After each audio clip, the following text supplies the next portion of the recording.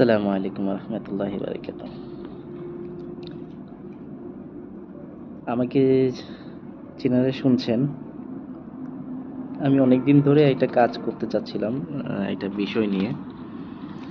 সেটা হচ্ছে আপনি নিজে ব্যক্তি হিসেবে যতটা পরিবর্তন হওয়ার জন্য চেষ্টা করবেন, সেটা আপনার জন্য সবচেয়ে বেশি উপযোগী, রাইট?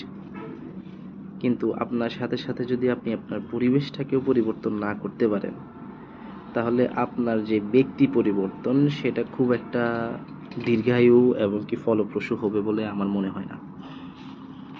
এবং কি আমি আমার ছোট্ট জ্ঞান আর ছোট্ট জীবন পরিচালনার প্রেক্ষিতে যতটুকু দেখেছি, কারণ একটা মানুষ নিজে নিজে নিজে চলার যে বিষয়টা, সেটা মানে মনে করেন আপনি একলা খাওয়া দাওয়া চলা থাকা ইনকাম এগুলা একাই সম্ভব না।